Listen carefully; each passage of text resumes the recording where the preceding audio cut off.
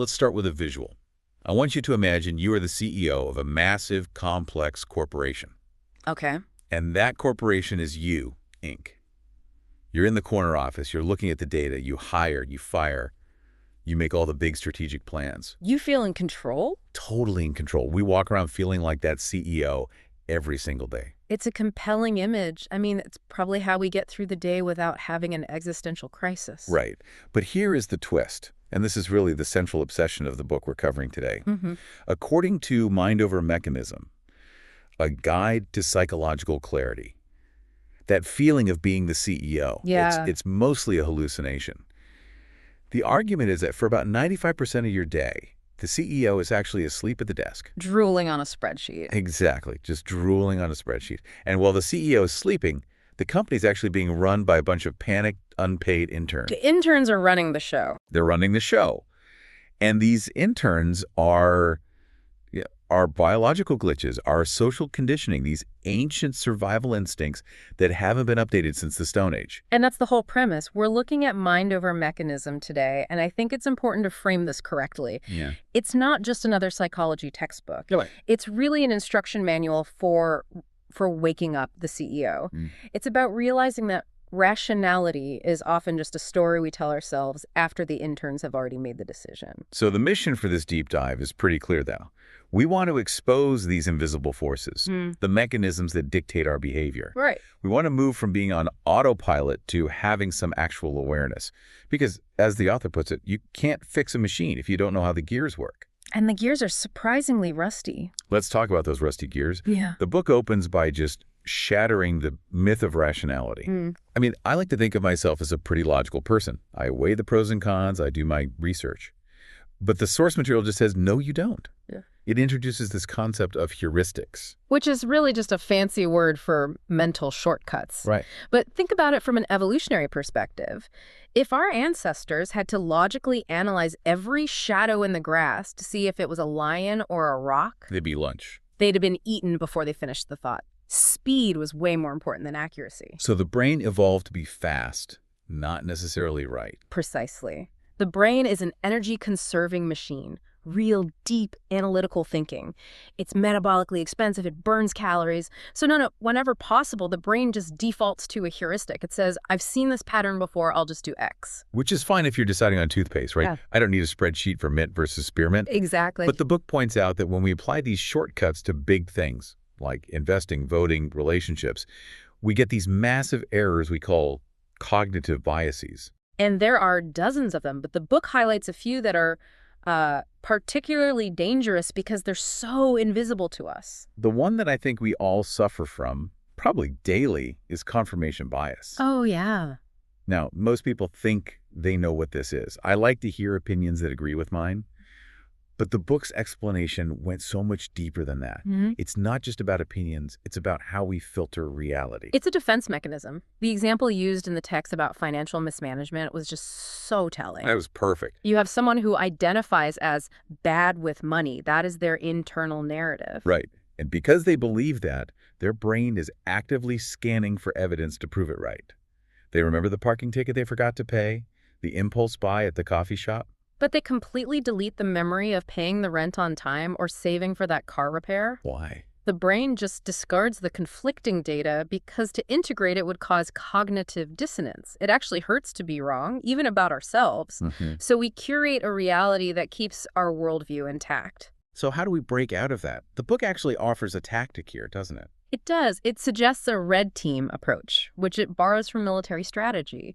You have to actively hunt for disconfirming evidence. You have to force yourself. Yeah, you have to ask, if I were wrong about this, what would that look like? You have to force the brain to look at the data it really wants to ignore. That takes a lot of effort. It does. It wakes up the CEO. Okay, another glitch that I found, Yeah. well, fascinating and terrifying, was the availability heuristic. This one explains why we're scared of all the wrong things. Drama over data. That's the rule. Drama over data. I like that.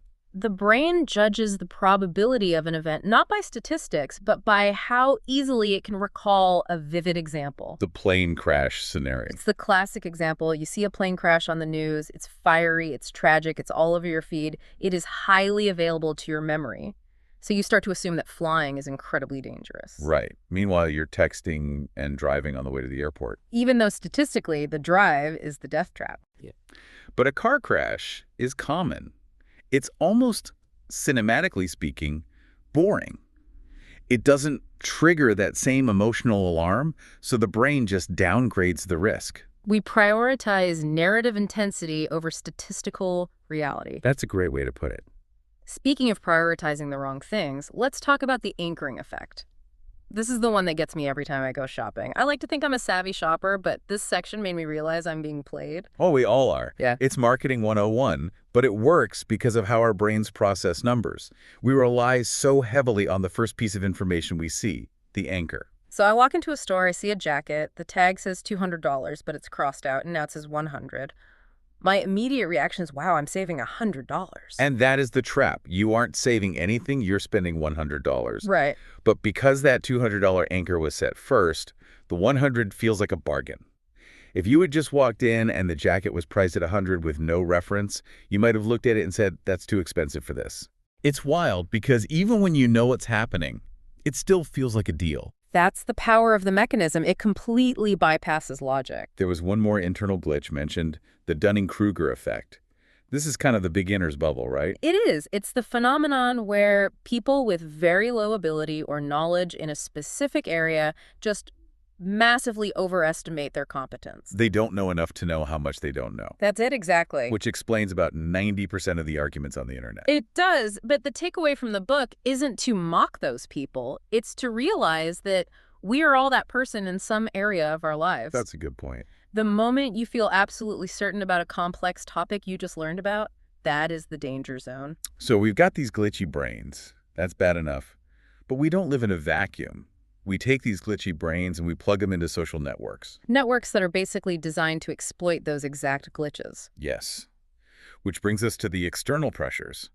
Conformity. This is where the book really gets into the tension between the individual and the tribe.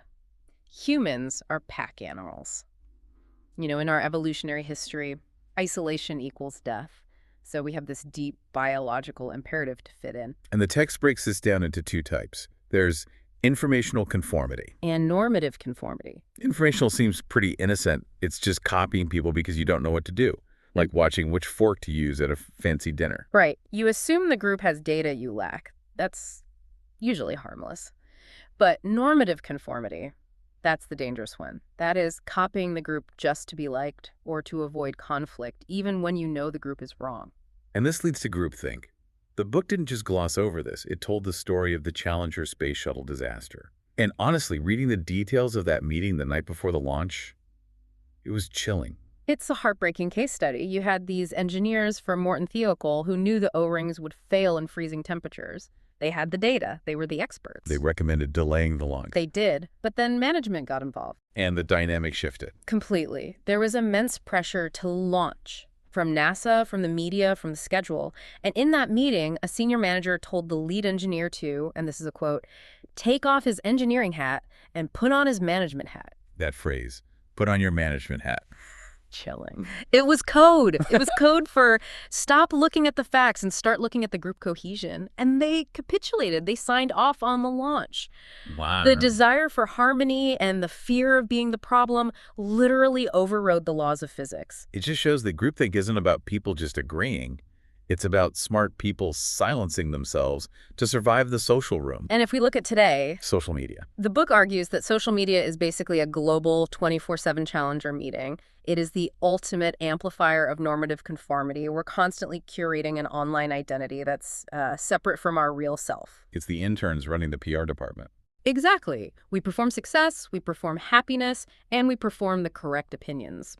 The source discusses this addiction loop. We crave the dopamine of validation, the likes, the shares. So we conform more and more to what gets rewarded. And the book links this directly to the rise in anxiety. It's this constant feedback loop where we compare our messy, behind-the-scenes reality with everyone else's polished highlight reel. We feel like we're failing because we think we're the only ones not living a perfect life. Which is a perfect segue into the next section. Yeah. We feel broken, so we try to fix ourselves. We turn to the systems of repair. Therapy, the happiness industry, and pharma. This section was really nuanced. It didn't just bash therapy, but it did challenge the idea that talking is always the magic bullet. It addressed the limits of talk therapy, particularly when it comes to trauma. The book argues that trauma often lives in the body, in the nervous system. Exactly. You can articulate your trauma perfectly, you can analyze it for years, but if your nervous system is still stuck in fight or flight, talking might not be enough to resolve it. And then there's the happiness industry. This really resonated with me. I feel like I have 10 different apps telling me to breathe, meditate, journal, optimize my sleep. It feels like a job. The book calls this the optimization trap. It's the commodification of well-being. Happiness becomes another product you buy or a skill you have to master. And the dark side of this is toxic positivity. It's that feeling of guilt, right? Like, if I'm sad today, it's because I didn't meditate hard enough. It treats mental health like a CrossFit workout. If you aren't sweating, you aren't trying. It just ignores the reality that sometimes life is difficult and sadness is a completely rational response, not a failure of mindset. Now, we have to touch on the pharmaceutical context. This is always a heavy topic. The book takes a pretty balanced stance here, doesn't it? It does. It acknowledges that for many, medication is an absolute lifeline. But it also highlights the inherent conflict of interest. They're for-profit companies. Pharmaceutical companies are for-profit entities. Their goal is to sell units. The pill for every ill mentality. Right. The concern raised in the text is that we're marketing these quick fixes for complex systemic problems. I mean, if you're depressed because you're lonely, overworked, and undervalued, a pill might numb the pain, but it won't change your life circumstances. But then the book throws this amazing curveball. It talks about the placebo effect. And usually when we hear placebo, we think fake. It's just in your head. Exactly. It's all in your head. But in your head is in your body. This was such a pivotal moment in the text for me. It explains that when you believe a treatment works, your brain can trigger the release of actual chemicals, endorphins, dopamine. Wait, hold on. You're saying if I think I'm taking a painkiller, my brain can manufacture its own morphine. That sounds like magic, not science. It feels like magic, but it is pure biology. The expectation of relief triggers the biological mechanism of relief. It proves that the mind-body connection isn't just a metaphor. Your beliefs have tangible chemical consequences. That is wild. It really drives home the whole mind over mechanism title. If our beliefs can change our chemistry, we have way more power than we think. Which brings us to the question of how to use that power. How do we actually take the wheel? Motivation and procrastination. Yes. Okay, procrastination. This is my nemesis, and I've always told myself I procrastinate because I'm lazy or I'm just disorganized. But the book just says, stop it. You're not lazy. This is one of the most compassionate insights in the whole source. It argues that procrastination is an emotional regulation problem, not a time management problem. Wow. You aren't avoiding the work, you're avoiding the negative emotions associated with the work. Fear of failure, boredom, anxiety. Perfectionism is a huge one. You're so scared you won't do it perfectly that you just don't do it at all. It's a defense mechanism. That reframing is huge for me. Because if it's laziness, I'm just a bad person. But if it's fear, I can deal with fear. Exactly. And the book offers tactics to bypass that fear response. It mentions the Pomodoro technique, working in 25-minute blocks. Why does that work? Is it just about taking breaks? It's about lowering the stakes. Facing a task like write a novel is terrifying, but write for 25 minutes, that's manageable. It basically tricks the amygdala, the fear center of the brain, into staying calm because the commitment is so small. It's hacking the intern. It really is. Before we wrap up, we have to look at the horizon. The book has this section on the future of psychology, and it gets a little sci-fi. AI and virtual reality. Yeah, the AI application is fascinating. We're moving toward a world where algorithms can analyze your speech patterns, your typing speed, even your sleep data. To predict a depressive episode before you even feel sad. It's like preventative maintenance for the mind. And VR is just revolutionizing exposure therapy. If you have a phobia of flying or PTSD, we can now put you in a hyper-realistic simulation. You can face the fear, retrain the brain, but do it in a completely safe environment. That's incredible potential. So, okay, we've covered a lot of ground here. We've gone from the CEO asleep at the wheel, to the glitches in our wiring, to the social pressures of the Challenger launch, all the way to hacking our procrastination. It is a lot to digest. But if we boil it all down, what's the core takeaway here? The book isn't saying we can be perfect, rational robots. No, and it says you shouldn't even try to be. The goal isn't control in the sense of like domination. You can't fire the interns. They're part of you. The goal is awareness. When Awareness. you're on autopilot, the mechanism controls you. You buy the shirt because of the anchor. You stay silent in the meeting because of groupthink. You scroll social media because of the dopamine loop. But the moment you see the mechanism, the moment you pause and say, wait, is this my fear talking? You wake up the CEO. You get the choice back. You get the choice back. And that choice is everything. Wow. Now, if we connect this to the bigger picture, I want to leave us with a thought that's, well, a bit unsettling. We talked about AI understanding our patterns. Right. The algorithm knowing us better than we know ourselves. As that technology advances, it's going to know exactly which heuristics to trigger. It will know exactly how to anchor a price for you specifically. It will know exactly what confirms your bias. That is dark. So the question the book leaves us with is this. In the coming battle for your mind, will AI be a tool that helps you gain clarity? Or, if we all stay asleep at the wheel, will it become the ultimate puppet master, pulling strings we can't even see? A haunting question to end on. Waking up the CEO has never been more important. Thanks for diving deep with us. Always a pleasure.